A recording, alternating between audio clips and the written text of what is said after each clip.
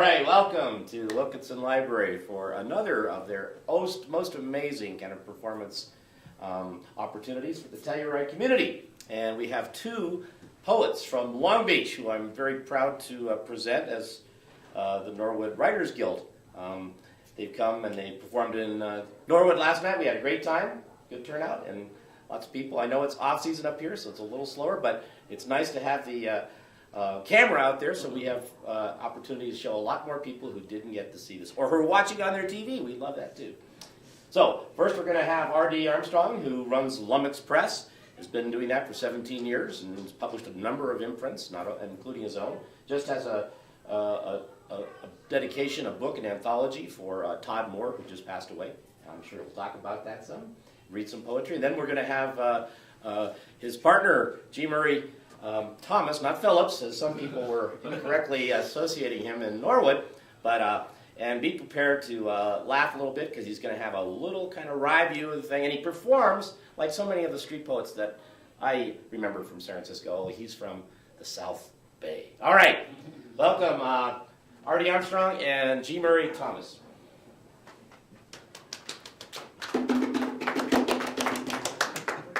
Thank you so much. It's so nice that you all came out here in this terrible weather. We get rain in California, but we don't get snow, so this may be more interesting when we leave than originally planned. Yes, the book that Art was mentioning is called Working the Wreckage of the American Poem, and it's I published it earlier, March of 2011, I think it was. And it's an anthology of remembrances for Todd by a lot of people who knew him, and actually some people who didn't know him but were inspired by him anyway. There's actually a woman in here from Nigeria who sent a nice little tribute in, and she'd never met Todd. So I'm going to start off by reading a couple things from this, and then I'm going to read some of my poetry. And for anyone interested, we have a lot of merch over on the table there, with books and chapbooks and CDs and whatever. So we are poor poets, poor humble poets trying to make a living at this. So you know we're in desperate shape. This is from Brent Leake, Salt Lake City, Utah.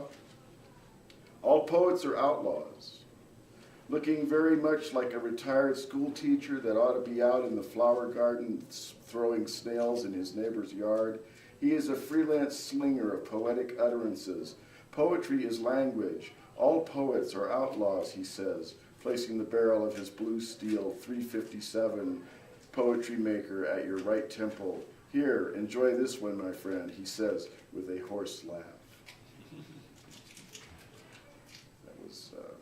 That was about Todd. Here's another one by a guy named Father Luke. He's from Portland, Oregon. One good poem. I have as much room for heroes as your average truck driver has for poetry. There's work to be done, Bubba, and I can't be dicking around with Posey. Todd Moore said he wanted to write one good poem, one poem without anything extra. He'd read my stuff and commented on my writing. I won't tell you what he said because it's personal to me, but I liked it. I never thanked him for that, not to his face. I read him. You want to give an author a gift? Read them. When you read someone, you come away from your own experience. Todd Moore read me. I've read him. I still read him. It's the maximum exchange of love possible between authors. Todd's dead, and you can't reach him. He can still reach you, though. Read him. He'll touch you with one good poem. That's not a billboard. I don't know what it is. And here's a poem, a short poem, by a very interesting fellow from Norwood, Colorado, called Captain Barefoot. The title is not Homo sapiens, but Humus Ludens, for Dillinger's Virgil. And there's an explanation afterwards, which I will also read. Muddy tracks, chasing that outlaw self, rub dirt on us all. And the description is, Ludens apparently is a Latin term. My Latin roots are showing up again. It's my name for our species, Humus Ludens, not man thinking, but dust playing. Humus is dirt, and ludere, sorry if I mispronounced that, Pose. means to play. It's what we do best, sing, dance, tell stories. The whole point is that Todd took us into our outlaw shadow side and as such helped us become more like dirt, more human. But rubbing something in the dirt usually means to make it more dirty, and some would consider his outlaw poems obscene or thrill-seeking. But I think he was exploring the violent nature of the American dream and making us more in touch with our essential human selves as dust. From dust we came, and unto dust we shall return. That's why I dedicate to Dillinger's Virgil, since Publius Virgilius Maro was the bard who glorified Caesar Augustus, one of history's most famous criminals. So, and there are copies of this book out there.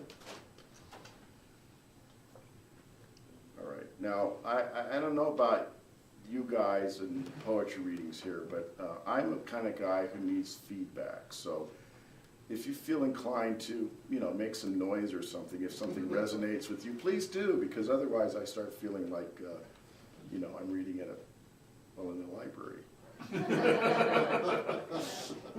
Wait a minute. This is a pretty loud library. This is a pretty wild library, and we're supposed to be street poets and outlaw poets, so we want that raucous, whatchamacallit. Anyway, this is a book. This is my latest book. It's called Eeyore, Living Amongst the Mangle. It talks about my the last 3 years of my life prior to 2011, so 2008 to 2010. I was diagnosed with diabetes in 2008, the end of 2008, and then I suffered subsequent issues with that caused me to want to kind of explore that, because I'm a citizen of the Los Angeles County medical team, and it's a different kind of experience going to a county clinic than it is to going to a regular clinic or even going to an HMO. So that's what this book is about. It's broken down into 4 sections. The first one's called Long Beach on 40 Ounces a Day. The second one is Bad Moon Rising. The third one is called Business as Usual, and the fourth one is called Minding My P's and Q's. Basically, the first one is the period leading up to my hospitalization, and then subsequent from there. So I'm going to read a few. I'm not going to read all the ones that are marked, but this is called The Winter Garden. My garden is going to seed, a metaphor that is not lost on me, like my garden, as I feel as though I am going to seed, but unlike my garden, I will not be reborn. I study my garden, how it cycles through the seasons. Some plants are renewed while some die. I don't understand why this is so. Take, for example, a hybrid bok choy that I planted last fall. It grew and grew, getting more and more robust, growing larger and larger. I harvested it for dinner, steamed or walked it, along with collard greens and Swiss chard, a little rice and some chicken. It was a tasty meal, much tastier by the fact that I had been able to grow it. Then one day a shoot surged out of the bok choy and headed skyward like the fabled beanstalk, as if it was signaling the other plants that it was time to go. Soon, in spite of my best efforts to stop or at least retard the process, all the bok choy were reaching for the sky and sprouting little yellow flowers, tasty and delicate. I can still harvest some of the leaves before it's too late, but I'm afraid the end is nigh. And now, as if inspired by the bok choy, the Maui onions, which have been quietly growing beneath the soil for almost a year, have decided to send their flowery shoots up as well. If I don't step in soon, the whole garden will be in revolt, and the tomatoes, which are just blooming, will be mighty lonesome unless something changes. It's always a question of balance. Okay.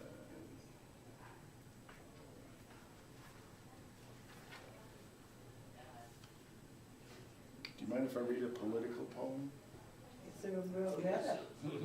Well, it's Telluride. It's Telluride. I don't know this. I hear it's a hotbed for liberals here, but Lots of politics. Okay. All right. This was written in 2008. Frontline. The war that no one expected. The war that wouldn't end. Lies, manipulation, 4,000 and counting, corruption and more lies, goddamn liars, cynical abandonment, the American dream, melting pot, second-rate power. God bless you, George Bush. purveyor and pimp for avarice and greed, the not-so-almighty dollar as our new god, a mound of dirt next to a freshly dug grave in Arlington Cemetery, the new moral high ground. All right, finally we found a pulse. Okay. All right, I see where this is going. All right. I shall try to cater to your needs. You love more stuff. All right. This is They trained us here, right? this is a poem that I wrote while I was in the hospital. Okay. All right, settle down. This is my time, okay? You'll have your time in a little while. All right, and this is from the hospital section called Handicap Zone. And I have to say as a preface to this that I hadn't really been in the hospital since I was born, so it was all new territory for me to be in the modern hospital. Lying in bed, the ward almost quiet, only the beeping of IV monitors and the murmur of a distant TV. I'm awakened by the night nurse, her hand on my shoulder, gently shaking me loose from the cobwebs. What is your pain, Mr. Armstrong? 7, I reply, not knowing if 7 is the correct answer. I'm not in a lot of pain, but I came here in pain, so pain is the foundation on which my house has been built, and I must translate my pain from metaphorical to numerical to satisfy the nurse. My system, which was really a 5 to 10 scale. 5 is unpleasant, 6 is annoying, 7 is exasperating, 8 is scary, 9 is searing, 10 is blinding, nauseating, and mercifully blacking out time, and 11, well, you don't want to know, much less be in the same room with 11. There is no 11, Mr. Armstrong. Well, you know what I mean, nurse. There was an 11 once when Doc C was cleaning out my knee after draining what seemed like a pint of fluid from it. It wasn't painful, but the concept was horrendous. He was poking his fingers in all the crevices in my knee like he was looking for change in a sofa. And, God, don't you hate it when the pages stick together?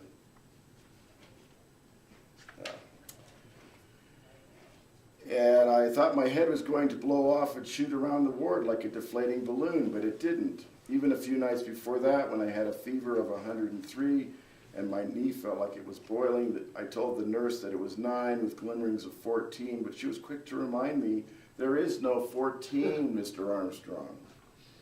Eventually, I played the game their way, though it wasn't always easy translating from imagery to a 5 to 10 scale. Once they learned I wrote poetry, they gave me a little slack. They knew I was handicapped.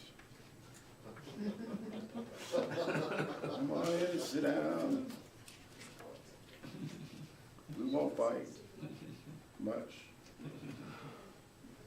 Okay, now we've moved out of the hospital section to the, I'm trying to go back to my old life and as if I could go back to my old life. This is called Birds on a Wire. Do they know friendship?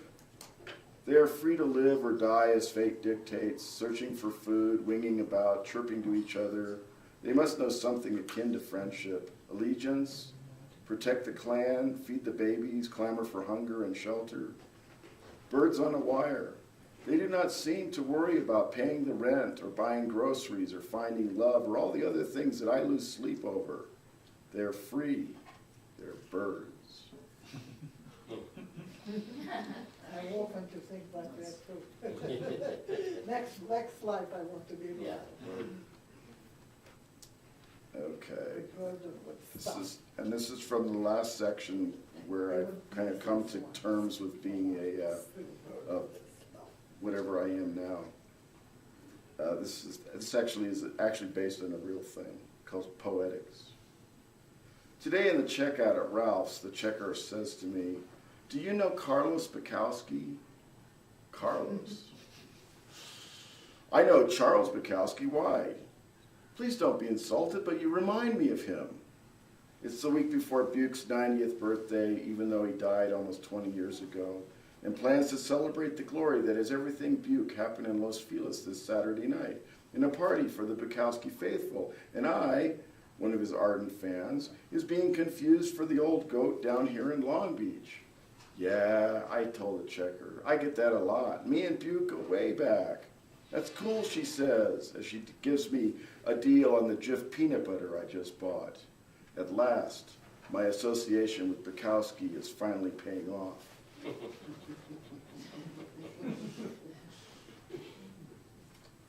Okay. A working man's library.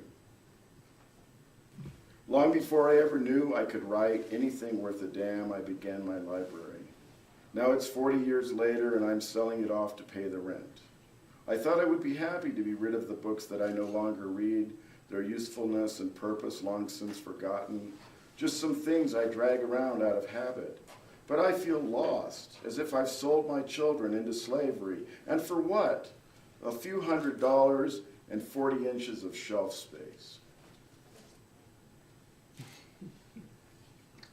They're not all funny. Captain Kickstand. On a good day, he dreams of dancing beneath the starry sky with one hand waving free, pirouetting across the dewy grass with a couple of hippie chicks stoned on acid. But on bad days, he curses the war and the minefield that left him with only fleeting dreams. And finally, well, I don't know, we've got children here. Maybe I won't read this poem.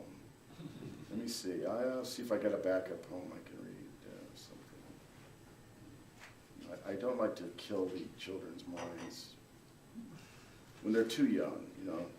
When they're a little older, it's all right. But when they're little, it's best to let them remain innocent.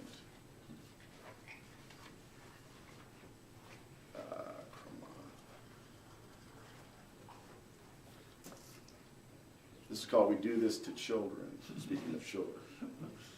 I went to the clinic for an eye exam, another milestone in my immersion into the world of medicine. My doctor, an Asian woman, was impatient and cranky. She had assumptions about what my eyes should be seeing and was confused when I didn't conform to her definitions. At one point, she put some drops into my eyes, and when I lurched in the chair, rebuked me, stating, "We do this to children," as if that would justify placing foreign material in my eyes.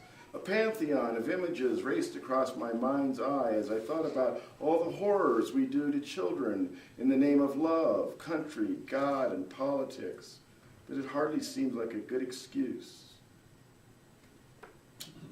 Eeyore.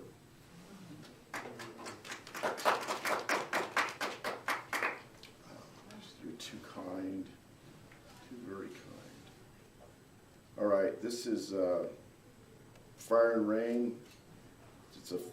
There are 2 volumes. It's basically my poetry collection. Well, half of my poetry collection.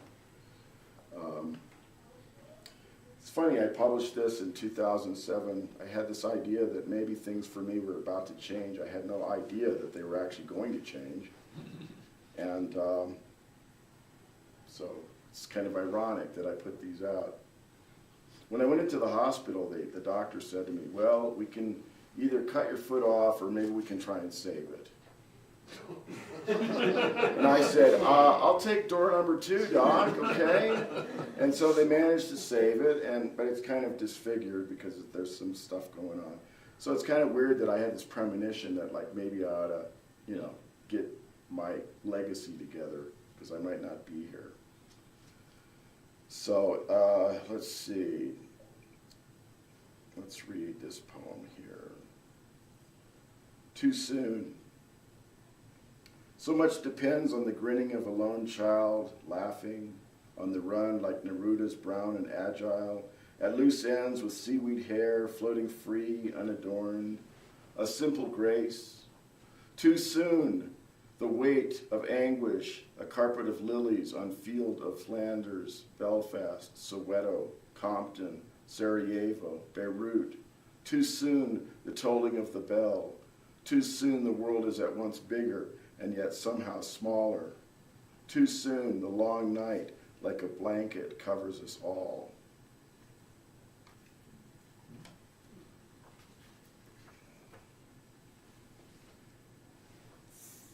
Eyes like Mingus.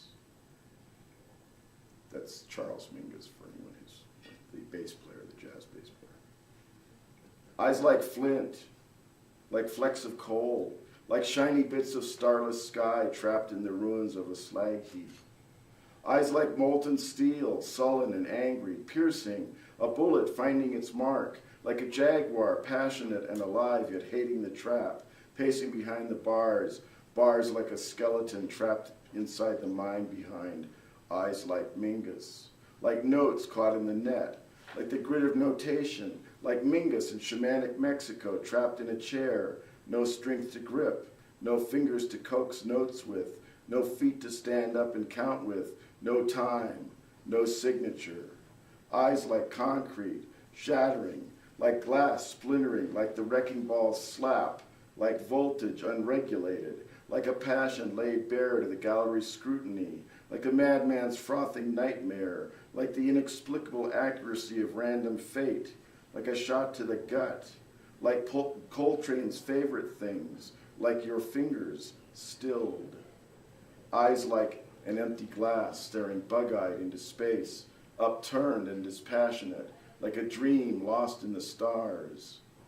Eyes like Mingus, silent but never silenced.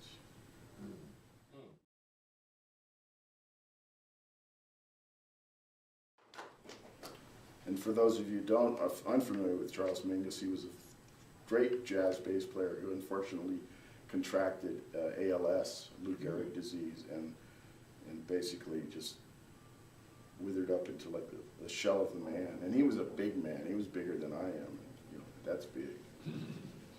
All right, last one from this book. Like the wings of a butterfly. The miner, Wang Shu Bin, tells the story of his last hours with his wife, trapped within the rubble of his hospital ward after a devastating earthquake. My wife called to me in the darkness. We were both pinned under debris. Wang Shu Bin, are you alive? I said, yes. Can you move? She said, I am pinned from the waist down. I began to claw away at the cement blocks that buried me. It took 2 days for me to reach her. She was only 3 beds away from me. I tried to get to her, but a large beam blocked her from me. I could only touch her fingers. When she realized I was beside her, she was so glad her fingers fluttered like the wings of a butterfly. For 2 more days we talked of our past, of our love for each other. Throughout, her fingers touched mine, speaking to my heart directly. Finally, she said one word to me, Wang, and the butterfly ceased to flutter.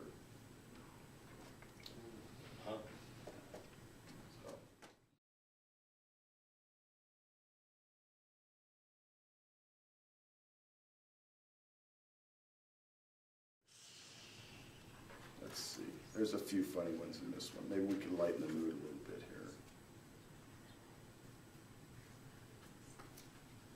The better mousetrap. A friend of mine was explaining why I shouldn't get the new, more humane mousetraps, but should stick to the tried and true steel spring models. Apparently the new traps just glue the mice in place. They step into this little mice-scented box, and when they do, they get caught inside a little cardboard coffin, which makes it easier to dispose of the little mouse carcasses. So instead of breaking their little necks or backs, they just panic and end up chewing their little legs off and dying a long, drawn-out, agonizing death. And this is the more humane trap, mind you. Maybe I'm old-fashioned, but whatever happened to the good old days? A piece of cheese, a flashlight, a 6-pack, and a 12-gauge.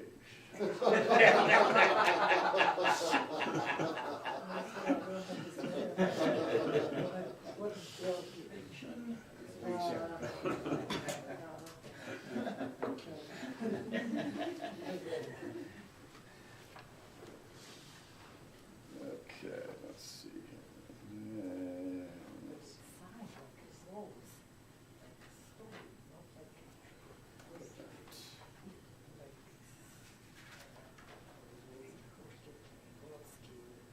Okay. Something about crickets. After the world got suddenly old and Manhattan pulled its gray blanket tightly to its neck, the air filled with an odd sound, a warbling of sorts, as if a fleet of tiny alarms had gone off simultaneously. Don't these crickets know that it's not yet nightfall? Why can't they just get up and dust themselves off and fly home to their families? And the explanation for this poem is, when a firefighter is immobile for a certain length of time, an alarm that is sewn into his coat is activated. This alarm sounds like a high-pitched warbling. On September 11th, the air around the WTC collapse was filled for a time with this sound. Like I said, they're not all funny.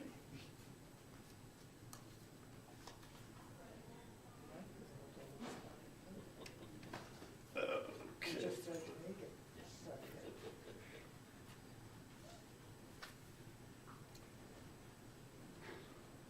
This was one of my friends back in the day. 12-beer Tom. Tom is dying. His 12-beer-a-day diet has finally caught up with him. When I saw him last, he had a bad foot, could barely walk. His sister and her husband fussed over him, trying to make him comfortable, but you could see that he wasn't going to be comfortable until he was back on the street again. They sent him out into the night with a beer and some sandwiches. The husband drove him back to his section of town. I remember how envious I felt, wishing I could wrap myself in that good feeling knowing that someone has your back because they want to, not because they have to, knowing how he would take the gift of their love and lose track of it before the next day had dawned. I saw myself 20 years back and living on the skids. All that remained of my life were the fumes of my bad luck, yet somehow I managed to survive. But not Tom, old too soon, smart too late, eh, Tom? Now he could hardly hold a cigarette, his days stacking up against him, time running out. This bud's for you, Tom. I think that will do it for me. I was going to read something from this, but I'm sensing that it's time for some comic relief. And so I'd like to bring up my friend Murray Thomas. He is an excellent poet and a fine individual, which is a rare commodity in this world. And I would like you good to, make him feel welcome.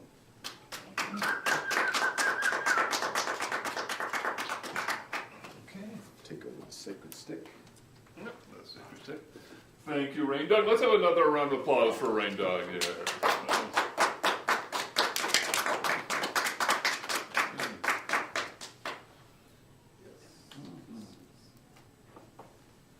So let's see. I'm going to, since a certain percent of my audience here, hi Art, Hi there. heard me last night, I'm going to attempt to not bore him by reading the same poems over again. You can read the same ones. But, well, I don't want to bore me, let's put it that way. That's more important. So, this is my new book, My Kidney Just Arrived. It also has a large section dealing with medical issues, but I actually don't think I'm going to get into that much tonight. But I am going to read some of the beginning where it starts off, which is actually like the, autobiography, where my life starts off. And this is autobiography. And this poem was inspired by a conversation I overheard between two poets talking about a tattoo one of them had gotten. And the conversation went, "Have you seen the typewriter? Not since it healed." So this is called My Typewriter Has Not Healed Yet. My typewriter has not healed yet, has not healed from all the blood and pain I've pounded through it, has not healed from the tales of torment, the diaries of discrimination, the poetry of poverty, financial and spiritual, I have forced it to record, has not healed from, wait a minute, bull tacos. Who am I trying to kid? I've never put my typewriter through that. I've never written about that kind of pain. Oh, sure, I've had more than a handful of women reject me. And I've wondered how I'd pay my bills on more than one occasion. And then there's that whole ordeal about not being able to get a credit card when I turn 30. But real pain, I haven't written it because I haven't lived it. I wasn't an abused child. Not only was I not abused, my parents were as loving and as supportive as one could ask for. And not only are they not divorced or dead, they're still together. They still love each other. They still live in the same house I grew up in. And sure, I've known poverty, but only top ramen poverty, not dog food poverty, and certainly not starvation. To tell the truth, I've had a happy, stable, relatively middle-class life. And then to top it all off, I've got this cheerful, accepting disposition, so that when tragedy does happen, I'm less inclined to suffer through it than to say, well, that was sure an interesting experience. You know, I sit here at poetry readings and hear other poets declaim their pain, and I feel almost deprived at my lack of deprivation. I mean, what am I supposed to write about anyway? Sometimes I wonder why I'm even a writer without a lifetime of pain to work through. But then I remember there is more to life than pain. There's beauty and wonder and amazement. And there's confusion. That's it. Confusion. That's why I write. I write out of confusion, not pain. I write to understand. I write to understand the complexity of the world around me. And I write poetry because there are some things which can only be understood poetically. So my typewriter isn't healed because it's never hurt to start with. But it's still confused, and I'm still writing.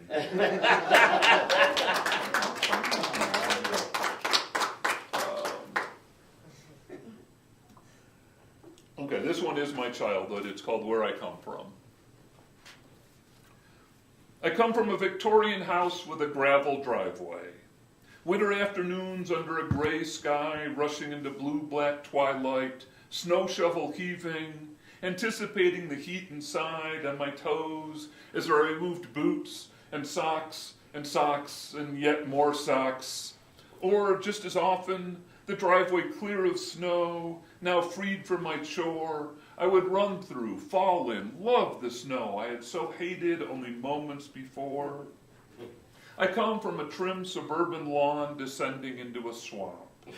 I come from the challenge of exploring that swamp in the winter, testing the strength of the ice, always coming home with my boots full of slushy water.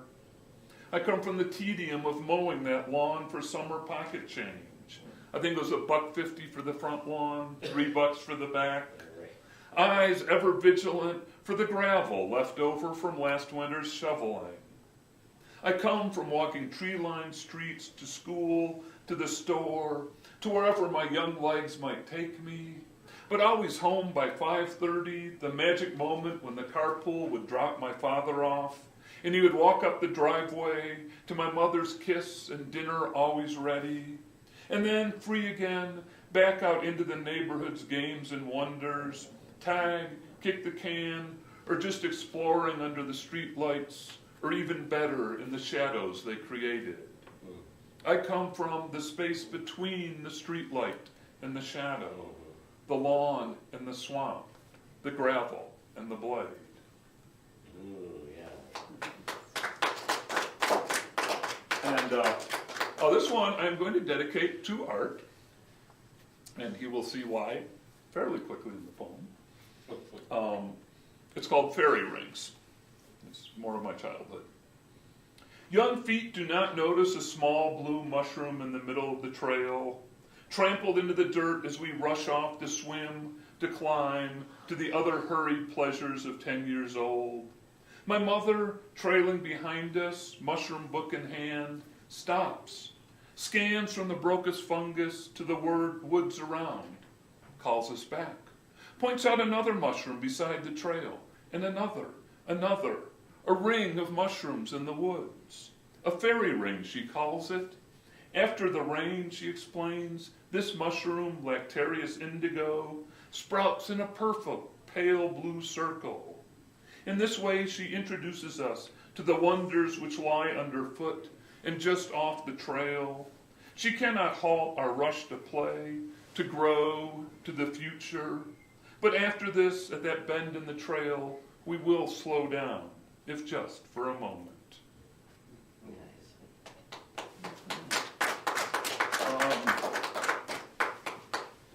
One thing, I do write some haiku, some of them in the American 575, and some of them in the more traditional Japanese form, which although 575 comes from the Japanese, when you write it English, it's not really appropriate. But actually, I'm going to start out with one, again, for art that I just wrote today. This is a 575. And it actually technically would be a senru rather than haiku. But anyway. Old mountain hippie. Oh, I've got to see if I can remember this. Old mountain hippie. House has no running water, but he has Wi-Fi. Yeah, there you go. Okay, here's a couple of more. Light breeze on the lake. Trees shatter as they hit the water. Taking shelter. Rain still dripping from sunlit leaves. I awaken to ashes on my lawn. Wonder what I did last night. That one, I know you guys do too. California has fire season. Oh, yeah. And sometimes it gets pretty bad. Okay, where was I going? Okay. A little poem about bird watching. My parents are very avid bird watchers, and when I showed them this poem, they wanted to know, well, what kind of bird was it? Well, okay, I'll read the poem and then I'll finish the story. Bird watching. A flash of feathers in the brush, too swift to attach a name to, but enough glimpse of brilliant plumage to create the possibility of a startling new bird. None of the standard manuals list this species. But what is this need to identify? As if without a name the bird does not exist. Relax and enjoy the glorious unfamiliar song. So, I mean, not to over-explain, but I just will for this one time. So my parents were like, what kind of bird was it? I'm like, well, I don't really know. And I even, I was 40 when I wrote this. I wasn't quite comfortable telling my parents that this is really about lying in bed after having sex for the first time with someone, trying to figure out just what kind of relationship you're in. Yeah. Yes.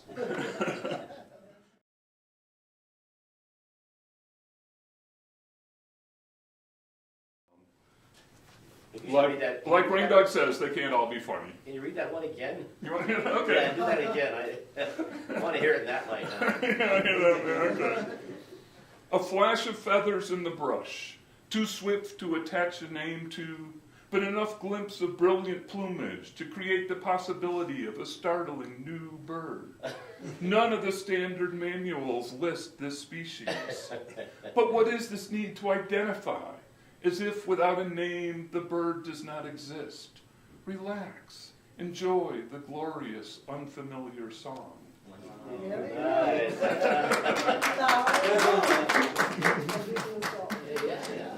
To tell the story first. Okay, but as I said, as Ring Dog says, they can't all be funny. And so here's one about bird watching, which is not.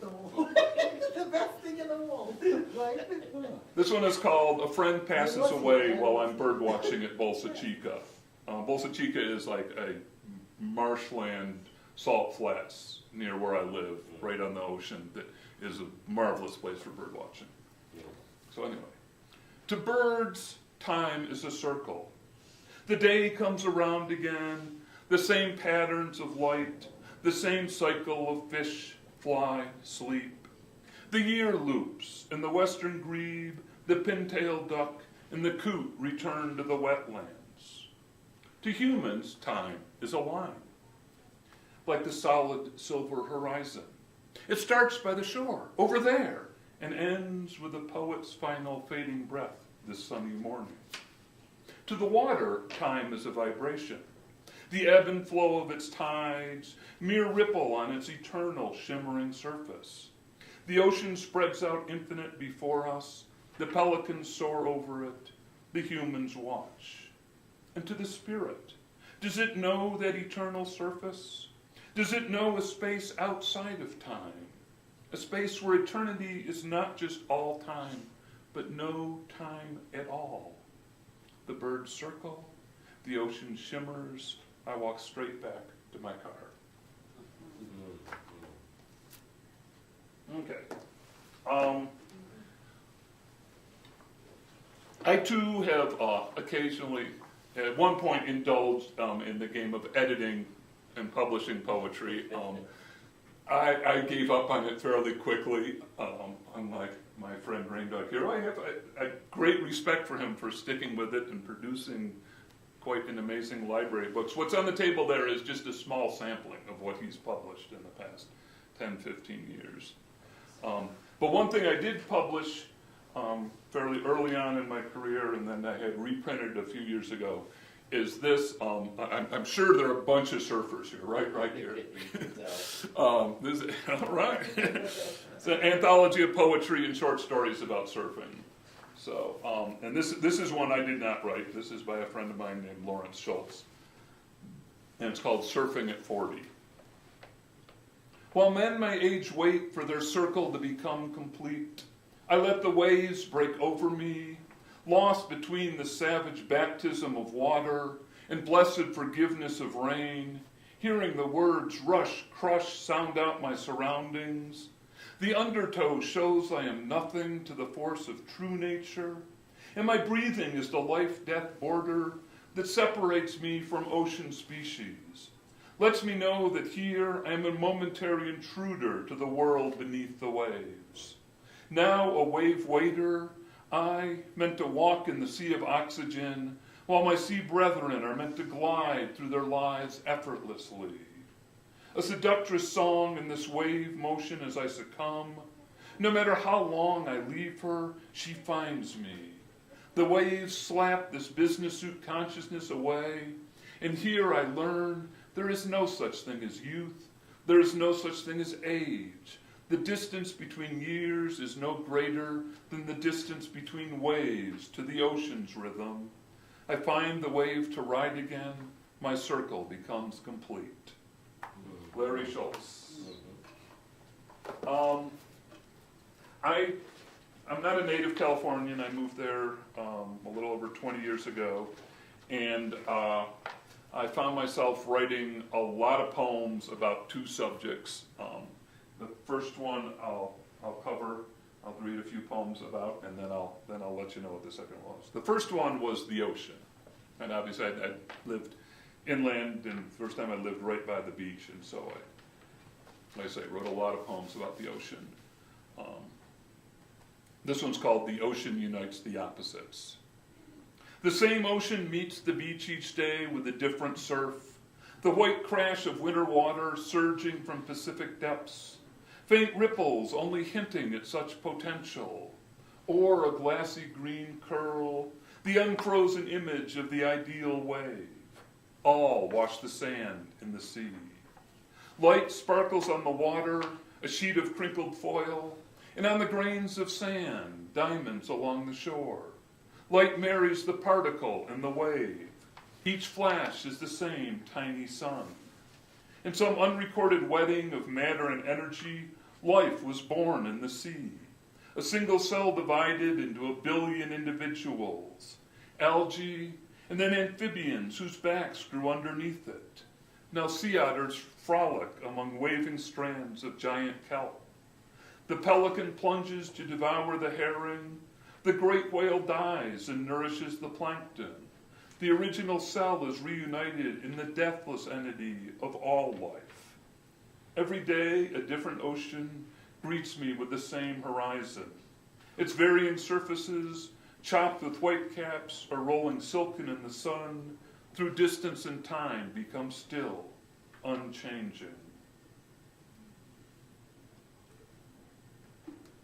Okay, and this one's called Directions. Take the freeway until you see the ocean. Get off at the next exit. Turn right, turn left, go down one hill and up the next. The ocean will now be behind you, its glassy eyes staring at your blank back. You will feel that stare. It will burn. It will call. It will insist you turn and look at it. You came here to stare back at it.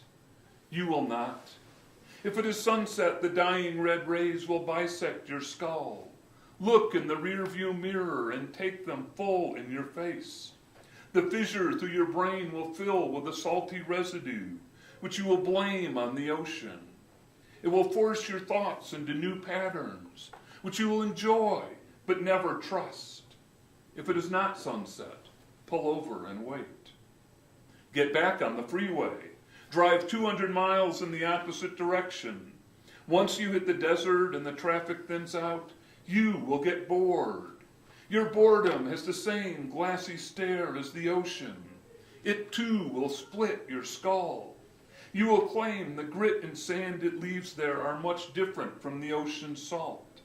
They are not. Pull into the first truck stop. Smell the gasoline spilled on the asphalt. Smell the water spilled on the restroom floor. Smell the potato chips, the beef jerky, the small county newspaper, the postcards, the sugar and the caffeine spilled in the gift shop where you pay. Smell the salt and sand of the desert. Smell the silent horizon which stretches your eyes. Wait for the sunset. Wait for the sunset to hit the ocean 200 miles behind you. Get back on the freeway. Drive back. Drive until you see the ocean. Get off at the next exit. Turn right, turn left, downhill, uphill. Keep your own glassy eyes on the ocean. You came here to look at the ocean, to stare in its face, to stare in its heart, to stare it down. It will stare back, happily, easily, lazily. Its stare will say, this is it. This is peace. This is home.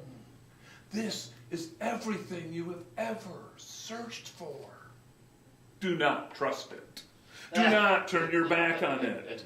It will plant its ideas down that fissure in the middle of your thoughts anyway. Do not let it. Keep your mind clear. Keep your mind focused. Keep your mind on your job. You have work to do. Get back on the freeway. When you notice the traffic has the same placidity as the ocean, when you notice the traffic is as still as the desert under a sunset, when you notice there's no difference between rush hour and doing 80, when you notice the fissure in your mind is leaking oil, when you realize the freeway has its own glassy stare, stop. Take the freeway until you see the ocean. Get off at the next exit. So that one actually introduces the other topic that I found myself writing about a lot, which is the freeway. That you can't live in LA in Southern California without being sucked into it. So this is one about the freeway and about my hometown, even though I wrote this before I lived in Long Beach. The 405 is one of the main freeways of LA. It's something apparently nowhere else in the country they do this. Like, I know where my parents come from, they will say, well, you take 490. But in Southern California, you would say you take the 490. You take the 5. So, anyway. My favorite site on the 405 is the refinery by Long Beach. I always slow down and stare and wonder. I don't know why. It's visually intriguing, but not really beautiful.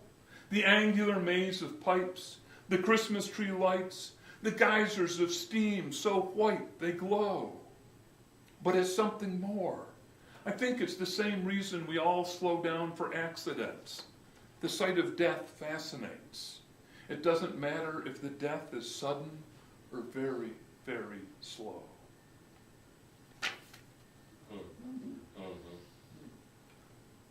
Okay, here's one that I did read last night, but, you know, like the Rolling Stones have to play Jumpin' Jack Flash again. You know, you got to do the hits. It's another smoggy sunset beyond Coast Highway, and God, is it beautiful. The pink stains the hills, landscape developments far lovelier than naturally barren slopes. Who wants to live in a desert anyway? The orange ocean shimmers like fast food neon.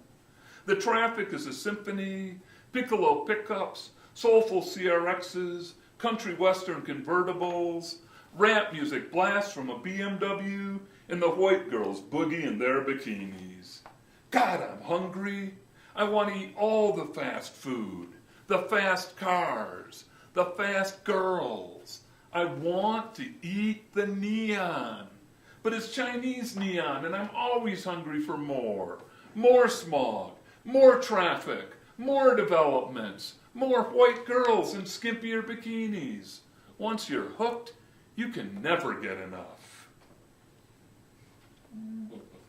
Well, just a couple more and I'll wind things up here. Okay. Actually, this one I'm going to dedicate to Rain John. He has no idea what's coming here, but he'll understand why very quickly. As a matter of fact, he'll probably understand why with the title. It's called Maps. I had directions to his house scribbled on a notebook. 2 blocks past White Church, turn right at the mini mart. I got lost. I had a map drawn on notebook paper, wavering lines which turned where the road didn't, arrows, symbols, and hieroglyphics, a code I could not decipher, little pictures of houses, one blessed with an X. I got lost.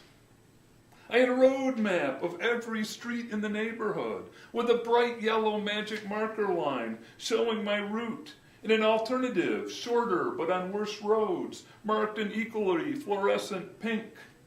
I got lost. I drove around in circles on my own, looked at the landscape, the actual streets, the houses. I found it. Okay. This is my first book. This one one's Cows on the Freeway. The other one's My Kidney Just Arrived. And I have to do the title poem from this book because I can't wave around a book called Cows on the Freeway and not give you an idea of why. Cows spilled all over the freeway by another amusing anecdote on the traffic report. Cows standing dazed, the carcasses of their traveling companions scattered around them, hinting at something they can't understand, but obviously important, while more things they can't understand zip by, too fast to catch or even focus on. But again, obviously important, and these cows know there is something they must do right now. But they sure as hell don't know what it could be. I can't tell you how often I feel like a cow on a freeway. Thank you very much. Thank you, Telluride, for having us. Rain John, R.D. Armstrong, Murray Thomas. Check out our books. We're on tour for the next 2 weeks. If you really love this, you can drive over to Boulder and see us again. Unlikely.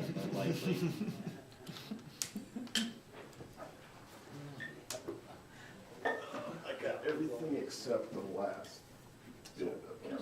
Okay. Yes. Okay. No, that's Did it record it the whole thing? great. 83. Yes. 3 minutes? Wait. Okay. Yeah, you were on time, yeah. I fell in love. I was a rock. I was a rock.